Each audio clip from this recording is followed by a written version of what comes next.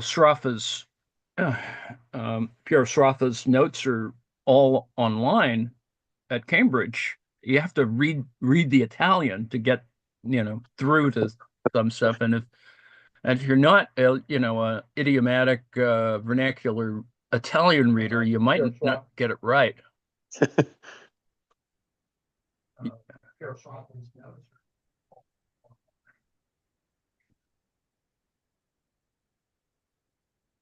Gosh, I was repeating myself. Uh, anyway, here we go. Let's see.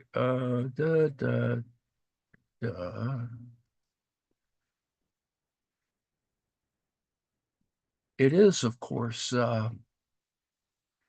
March Madness, and Mm.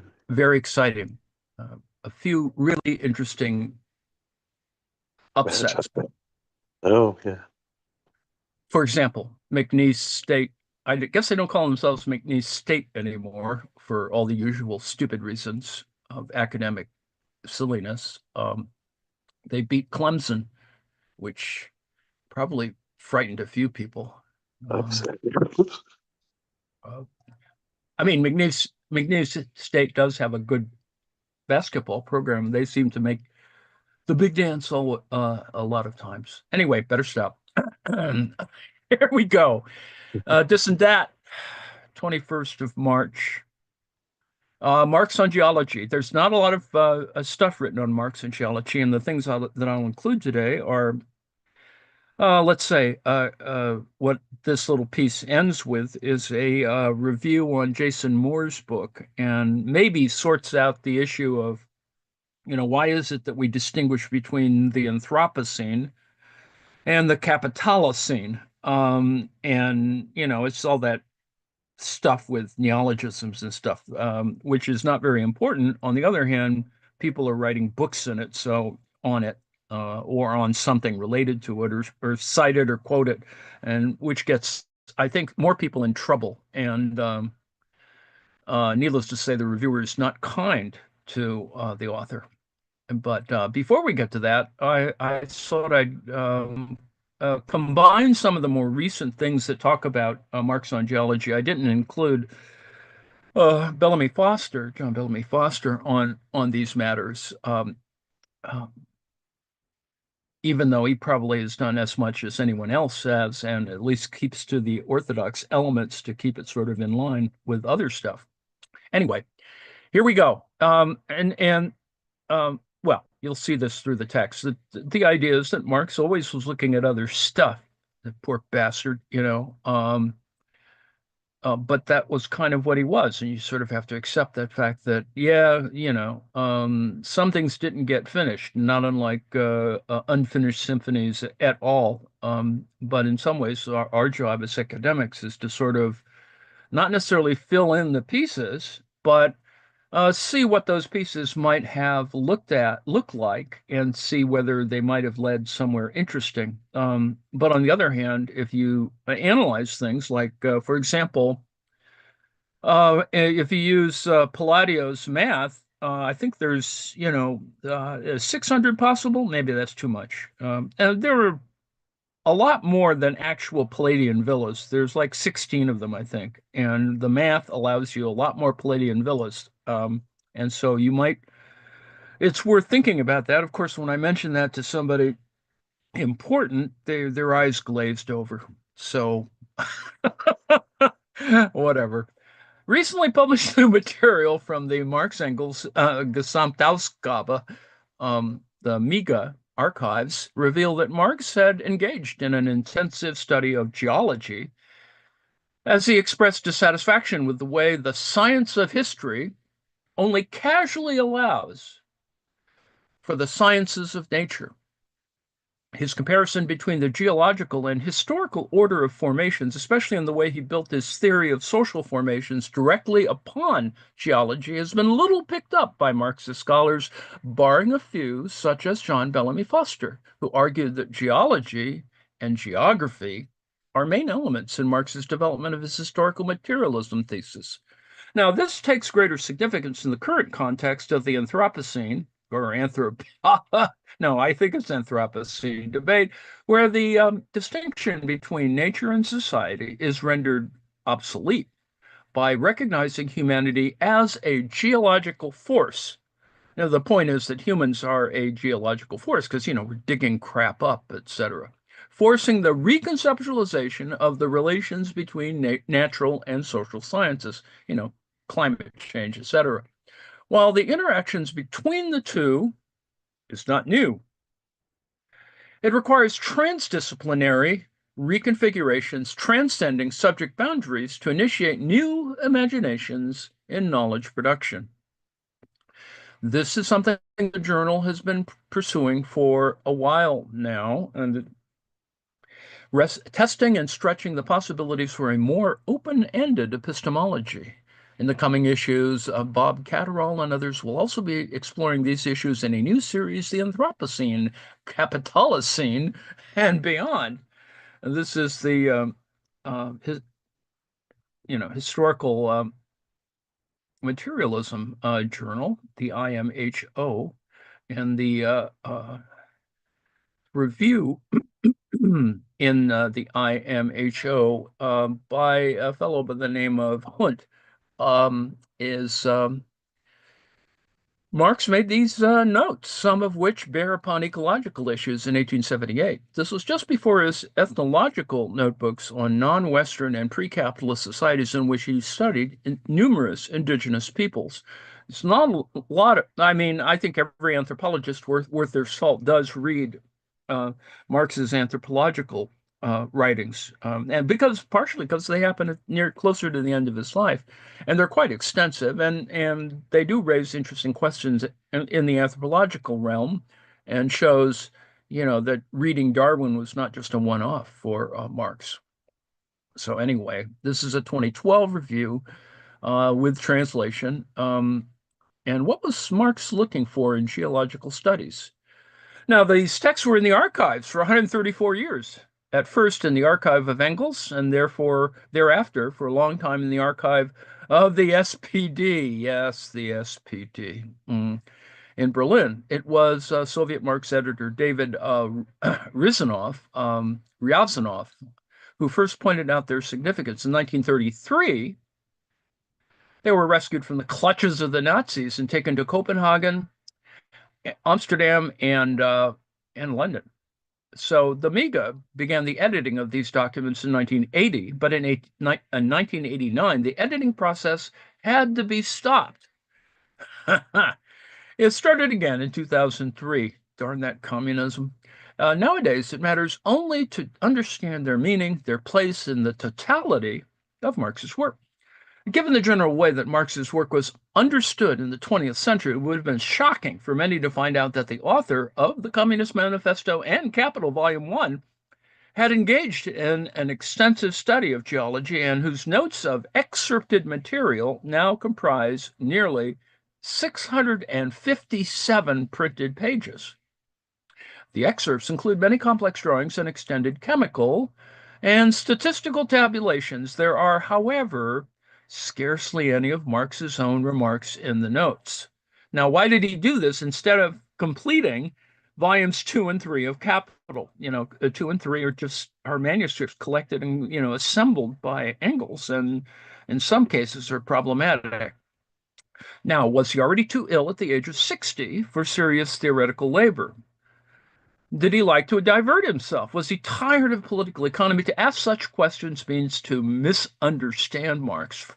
For on the one hand, there always are conditions of nature connected with labor, and on the other hand, geological and agrochemical issues which were connected with ground rent, as you've seen in my own weird obsessions, and thus with the further development of Capital Volume 3. Above all, however, Marx was a comprehensive thinker who was interested, as were Aristotle, Leibniz, Kant, and Hegel, great law firm, in a understanding of nature which aimed at a totality. Already in the economic philosophical manuscripts of 1844, Marx ascertained, quote, the natural sciences developed an enormous activity and appropriated an ever-increasing substance. Philosophy was as alienated from them as they were alienated from philosophy, unquote. And he criticized the science of history because it only casually allows for the sciences of nature. One can find similar remarks in the German ideology, and this attitude was completely in line with the thinking of Goethe, who Alexander von Humboldt said prompted a renewal of the, quote, alliance which in the childhood of humanity was entwined with the thread of philosophy, physics, and literature, unquote. Now, Marx tried to avoid this separation. He studied until the end of his life the sciences of nature, not only geology, but also physiology, chemistry, mathematics, and other sciences, although the excerpts on physiology and chemistry already are found in MEGA section 4 or volume 4, chapter 25. The excerpts on mathematics have not yet been published in the MEGA. I think they are now. This is a 2012 article, and there exists only a largely ignored Russian edition in the original language, 1968 Moscow. There's also a shorter English edition. That's the one that's more generally circulated. As early as 1851, Marx concerned himself in his so-called London excerpt notebooks, the Londoner Heften, with the books of the agricultural chemists Johnson and Liebig, and in the until now unpublished parts of these notebooks with geological works of Joseph B. Jukes, in which we find the notion of geological formation. The idea of formation, of course, important. Just if you're, idly thinking structurally.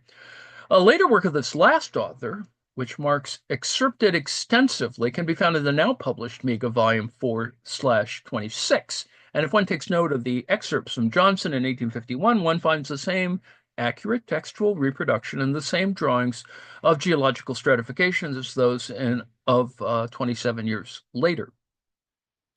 Now, this lifelong concern with the natural sciences had for Marx not only the meaning of the appropriation of knowledge in the broadest sense, but were for him also an example of scientific methodology. The best known example of this is his theory of social formations, coined as such for the first time in 1852, which, as a notion, had been built directly upon geology. In Critique of Political Economy, we read, quote, just as one should not think of sudden changes and sharply delineated periods in considering the succession of the different geological formations, so also in the case of the creation of the different economic formations of society, unquote. This has been ignored by later interpreters. Despite Marx's returning to the comparison between the geological and historical order of formations once more in the drafts of his letter in 1881, and this is an important letter, the series of whatever it is, 8 letters or so, Vera Vasulich, because it does suggest all kinds of other stuff. In the total breadth of Marx's studies, the natural sciences, geology, and paleontology, perhaps that has significant impact, for they had demonstrated long before Darwin's insights into the origin of species how volcanoes, floods, and other events shaped the continents of the Earth in a natural process over millions of years. Through the petrified remains of extinct animal and vegetable species, these scientists demonstrated that animals and vegetables were not created in 6 days, as we read in the Bible. Their work also showed the evolution of the animal and plant species over time. The present edition mentions in the introduction many interesting details about this side of Marx's process of creating, and also about the rare fortune he had to have as a teacher in mathematics and physics at the Gymnasium at Trier, a man who studied in Paris with Cuvier, Lamarck, Laplace, and Alexander von Humboldt. Unfortunately, missing in the introduction is Marx's intensive interest in 1851 in a work of genius, that is, the Mikrokosmos Ontwurf einer Physiologische Anthropologie by Ronald Daniel, a friend of Marx from Cologne. But also of importance is the reference to the marginal notes in the books of Marx's library, which show Marx's concern with environmental changes created by people. It is impossible to sufficiently assess the enormous labor which was performed in the editing of this text, with deciphering the handwriting, introduction, correction index, and elucidations, etc., by the authors Annelies Griese, Peter Kruger, Richard Sperl, and numerous others. In the introduction to this volume, they abstain from elucidations about current problems in relation to the environment, environmental problems, which Marx also already touched upon in these excerpts. Now, when Marx writes, for example, quote, "The extinction of species is still progressing. Man himself, the most active exterminator, or new species since the existence of man, problem still unsolved." Then he speaks to the present day state of sciences with regard to the extermination of species. Now, but these excerpts are no stone quarry of quotes. Rather, they point to the methods of work of a great, many-sided, and uniquely industrious scholar. So it's a little comment in German on the excerpts and published in 2011. Now, here's a little editorial and to discuss in a much bigger way a geology of Marx and used in a variety of other for other reasons. Pushpa Arabindu, and I won't go through the abstract because it is a larger comment on Indian agriculture, among other things. But it is important to sort of consider for development studies scholars, sorry, this might be a familiar narrative where the need for an affordable stream of raw materials, energy, and food dictates an exploitative extraction economy. Increasingly, there is an acknowledgement that these resource geographies are closely intertwined with the unfolding processes of extended urbanization involving new dynamics of territorialization, one that scholars drawing on Henri Lefebvre describe as planetary urbanization. Now, even as the latter evolves and unfolds as a discourse, we need to ensure that we go beyond a morphological preoccupation with this new epistemology of the urban for a more rigorously framed understanding of this latest version of capitalist urbanization.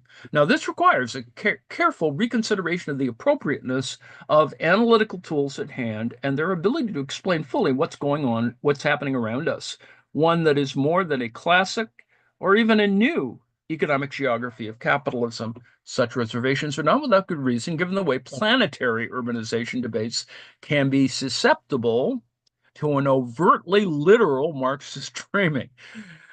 Thus, as Wilson and Bayon in a earlier issue of this journal have argued that there is an urgent need to contribute to the impossible representation of capital by looking awry at the phenomenon of planetary urbanization. Now, lest you think that's unimportant, that's Elon Musk and Mars, just to give you a context for that, of course, a current one. And metaphorically reimagining planetary urbanization as black hole capitalism, they seek to redress the inadequacy in current literature to grasp the material and ideational dimensions of planetary urbanization restrained by an economic rationale. Now, it is in this spirit that the special feature in this double issue, this is an editorial for a journal issue, Enclosure and Discontents, Primitive Accumulation and Resistance Under Globalized Capital, revisits Marx's primitive accumulation thesis to understand new and reworked forms of dispossession and enclosure being forced in the global present. Rejecting a sedate or obsequious employment of primitive accumulation, it boldly asks if such a concept as continued analytic purchase in the present, not in a vain sense of playing devil's advocate, but to subject it to scrupulous scrutiny and necessary adjustments, which as contributors do by additional filters of race/indigenous subjectivity, right? That's very important these days, feminist, and other critical post-colonial approaches. They rely on the authenticity of local narratives to generate an analytical theory of primitive accumulation, not in the least deterred by the specificity of concrete historizations. They also show how such dispossessions can kindle new and reworked forms of resistance, from marronage and secret cultivation by plantation laborers to other forms of communing as colonial capitalist refusal,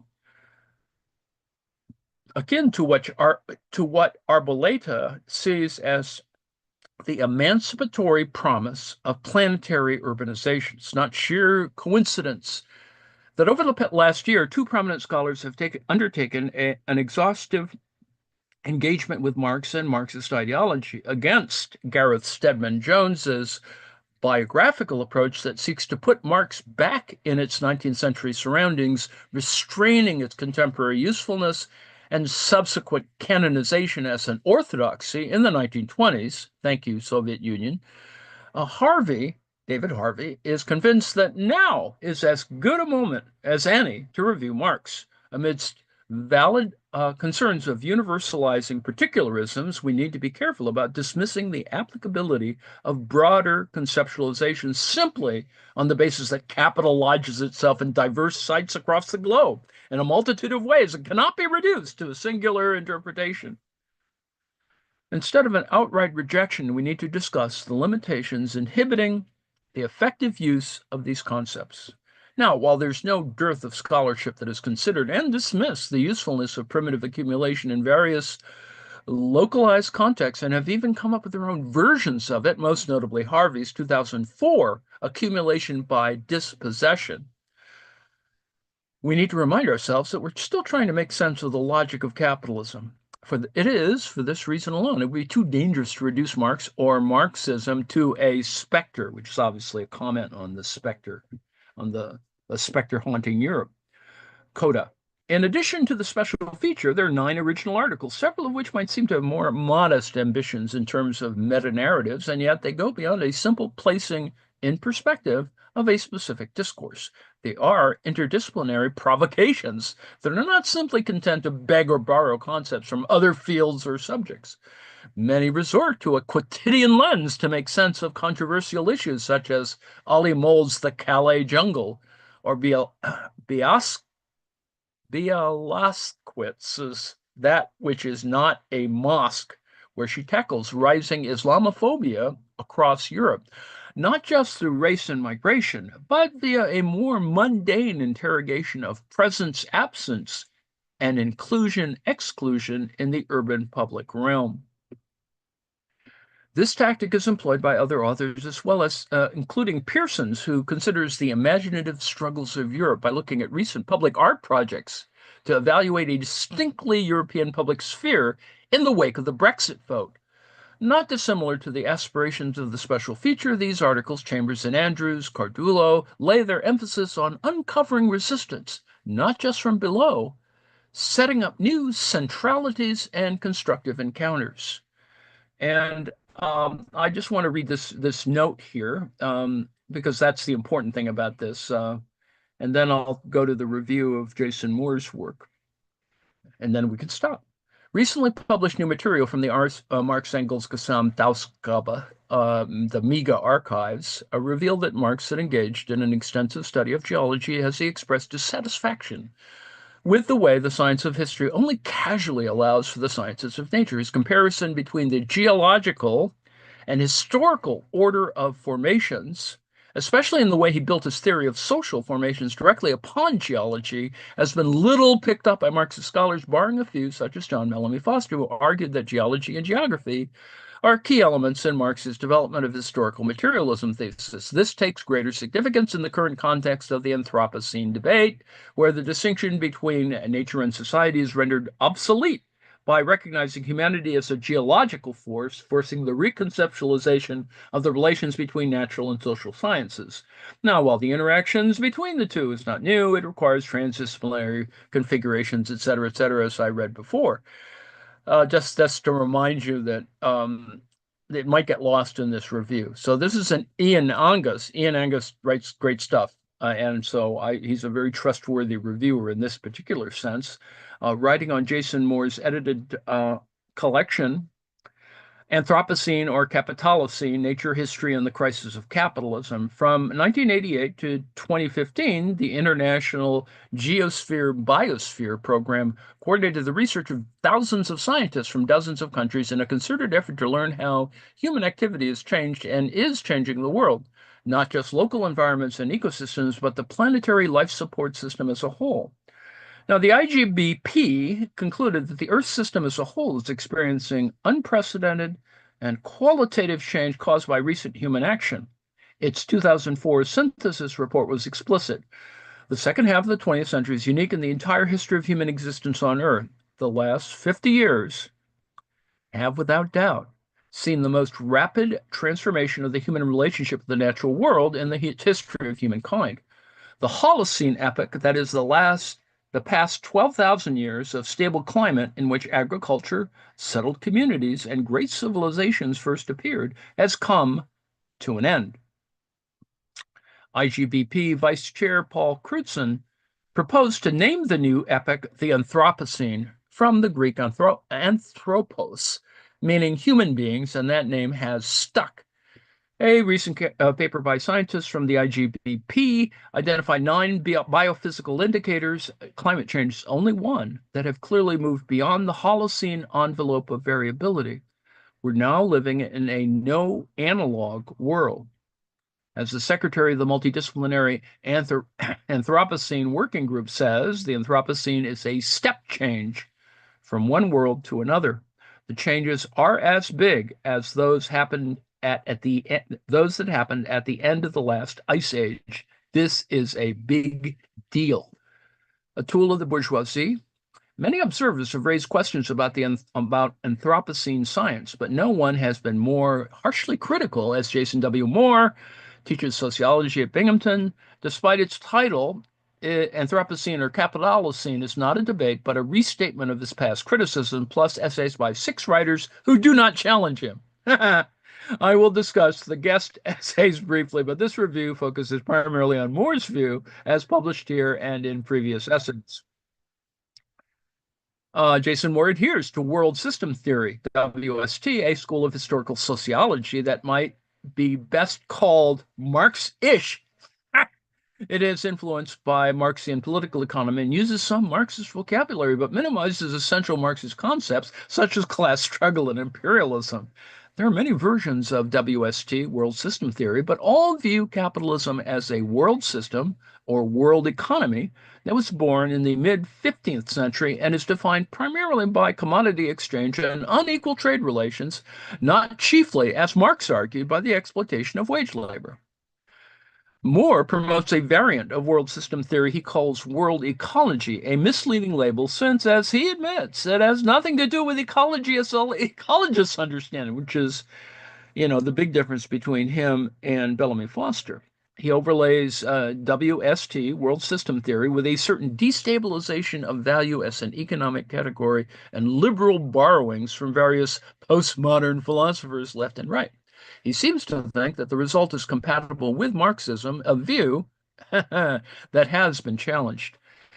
A key element of Moore's promotion of world ecology has been repeated attacks on the supposed failings of Anthropocene science, or as he prefers to say, of the Anthropocene argument. In this book, he says it has a fundamental bourgeois character and is analytically anemic. Previously, is described Anthropocene science as a conceptual and historical mess based on a neo-Malthusian view of population and fanciful historical interpretations. It is even claimed that the most celebrated green concepts of our times, the Anthropocene and the ecological footprint, have become tools of the bourgeoisie. Having made such harsh allegations, Moore should not object to equally sharp criticism of his views. Is it just about a word?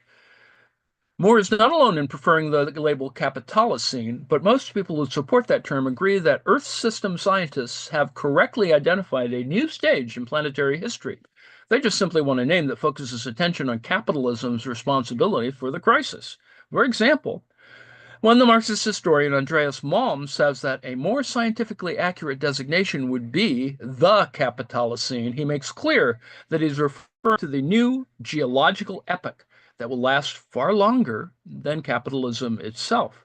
Now, Angus here disagrees with Malm about the name, but it's not a matter of principle and certainly doesn't require a book-length discussion. Moore's approach is very different. For him, the Capitalocene is not an argument about replacing one word with another, nor is it about Earth system science. He proposes it not as a different name for the new geological epoch, but as the name of something else entirely, of a concept rooted in and totally dependent on his distinctive world ecology theories. That's clear from his otherwise unenlightening definition. Quote, the capitalocene signifies capitalism as a way of organizing nature, as a multi-species, situated capitalist world ecology, unquote. Now, since Moore also defines capitalism itself as a way of organizing nature, it seems that for him, capitalism and capitalocene are identical. Now, logically, then, this book could be titled Anthropocene or Capitalism, but that would reveal that Moore is comparing apples to bicycles, a new geological epoch to a centuries old socioeconomic system. Moore doesn't just want to change a word, he wants to change the subject. In his view, the scientists who have identified unprecedented and dangerous disruptions of the Earth system are asking the wrong questions and studying the wrong things. Recall what we were talking about before. Knocking down straw people, judging by the effort he has devoted to attacking it, Moore sees Anthropocene science as a major challenge to the world ecology theories. Unfortunately, for readers who would welcome a reasoned debate, the arguments consistently misrepresent what the scientists say. He sets up straw people and then knocks them down. He did this in another critique, I think, of Matt Huber's work. But anyway, for example, he argues at length against the idea that the Anthropocene began with the Industrial Revolution, a suggestion that was tentatively made years ago by Paul Crutzen, but that he and most other Anthropocene scientists have long abandoned. More seriously, Moore spends pages describing the epochal revolution in landscape change that occurred between 1450 and 1750 and complains that Anthropocene scientists have ignored it.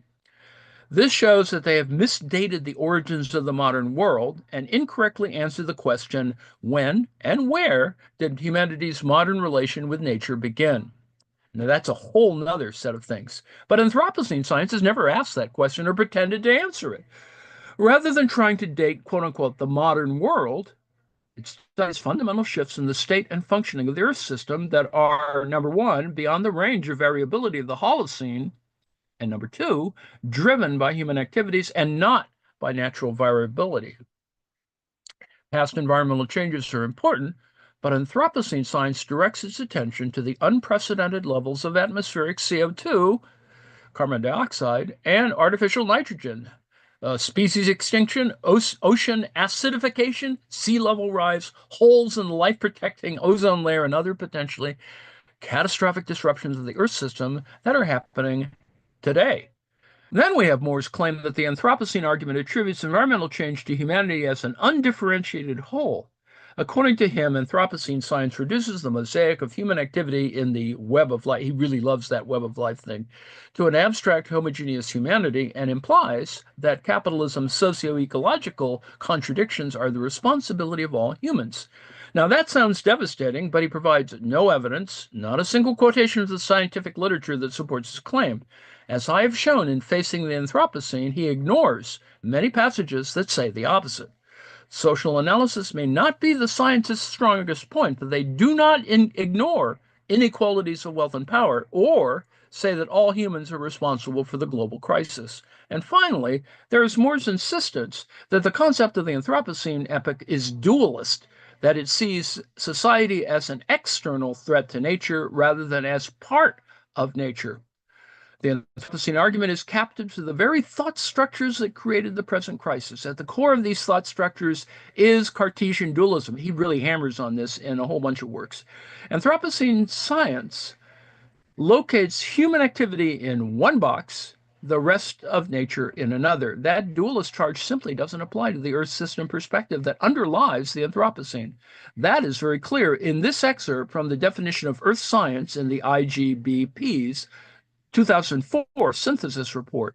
Quote, human beings, their societies, and their activities are an integral component of the Earth system. It's not a outside force perturbing an otherwise natural system. There are many modes of natural variability and instabilities within the system, as well as anthropogenically driven changes. By definition, both types of variability are part of the dynamics of the Earth system. They're often impossible to separate completely, and they interact in complex and sometimes mutually reinforcing ways, unquote. Now, it's hard to believe that Moore isn't familiar with that definition, since the article he cites several times says the same. That is, quote, humans are not an outside force perturbing an otherwise natural system, but rather an integral and interacting part of the Earth system itself, unquote. Anthropocene scientists are not saying that the neo-epoch is caused by human society attacking nature from the outside, but by the phenomenal growth of the global socioeconomic system, the human part of the Earth system. Now, Moore's claim that the Anthropocene argument shows nature/society dualism at its highest stage of development is just another straw person argument. And yes, that does get repeated. Now, I have no reason to think that Moore is purposely misrepresenting Anthropocene science, but he could have avoided these errors if he had read just a few easily available scientific papers and reports. Now, it continues in this, and I think it just sort of hammers on this a little bit hard. The more interesting thing is a comment about Donna Haraway, but that's worth a whole separate article. The idea that in the Donna Haraway view of the world, maybe we're better off with only 2 billion people on the planet. Anyway, and then the inclusiveness of politics and what in this situation, it would be a tragedy if straw person arguments and fears of ideological contamination were to prevent the left from engaging with scientists and joining the global discussion. We need to seize this remarkable opportunity to unite the latest scientific findings with an ecological Marxist analysis in a socio-ecological account of the origins, nature, and direction of the crisis, the essential basis of a concrete program for change. Marx and Engels studied and adopted ideas from the scientists of their day. Liebig on soil fertility, Morgan on early societies, Darwin on evolution, and more. We should follow their examples and learn from today's scientists, especially those who are studying the planetary emergency. If the left stays out of the discussion, if we condemn it from the sidelines, we will be leaving Anthropocene science and scientists under the ideological sway of neoliberalism, and we will be irrelevant to the most important scientific developments of our time. Adoption of Moore's approach would do lasting damage to both science and radical politics and undermine our ability to carry through the radical social and geophysical transformations that are needed in our time. Needless to say, a negative review. Um, and it's problematic on the one hand, but some people have a thing, that it's their the horse they rode in town on, and so that's kind of what that's about. Let me look and see if there's techno-feudal geology. uh yes, cars, etc. Yes, other diagrams. Thank you very much, Larry, for that addition. uh I'm looking at the time now, and we're getting a little closer to the end. And let me just suggest that I think we don't have to spend more days on the geology. Although I do want to, I did spend a little time trying to look up a while back, looking at Liebig's work, only because I found Liebig really interesting as a chemist. And as I usually say, Liebig's chemistry, his approach to chemistry, allowed for the valorization, as they say, of brewery waste, which is created its own new kind of market, and is very ecological in that sense as well. Aside from his comments on on soil science, etc. So that same technology, when of Liebig's work applied in England, gives us the fascination and the eternal joy of having Marmite and Vegemite. So that's where it all comes from, sort of. And so that's my little lasting anecdotal comment on that matter. I'm going to stop the share and also stop the live stream, and then we can return to our regularly scheduled program tonight. I understand that John will be giving us a documentary on Rod Serling, which should be very interesting. So that's coming up, and Joe will be showing us the Ganges River tonight. I'm very excited about that. I mean, partially because, we continue to memorialize our friend um, Nancy Matheson, uh, and it is that most important element in from a Indian perspective, at least from one religious point of view of acknowledging that kind of continuity with nature and visiting the Ganges, etc. So there's that, and so now we're going to stop the live stream.